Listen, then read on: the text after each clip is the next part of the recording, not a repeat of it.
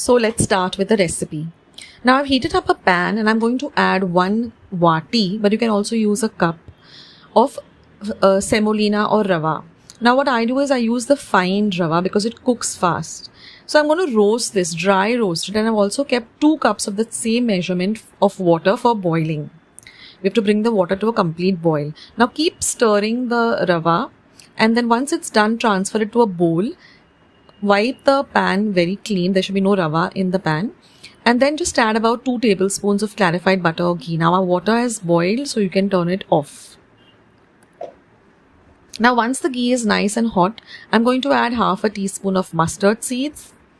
Once they begin to splutter, I'm going to add half a teaspoon of cumin and 1 green chili cut fine, 1 teaspoon of urad dal, and some fresh curry leaves. Now give all of this a good fry.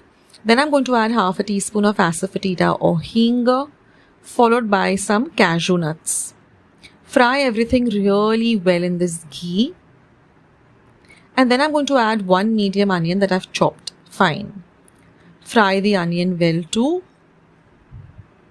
And now we're going to add the roasted rava.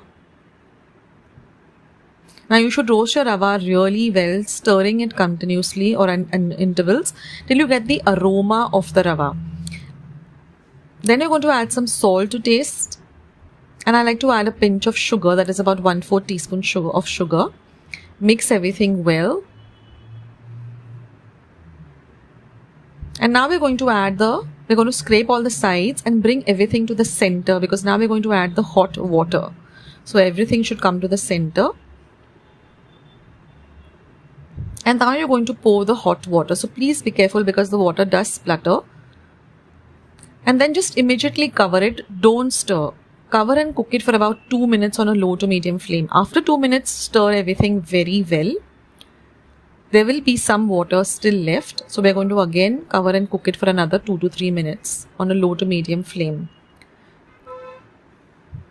Now after 2 to 3 minutes, we're just going to give it a nice stir. And then you will see that everything leaves the sides of the pan. So now we just have to garnish it with some finely chopped coriander. Mix it in well.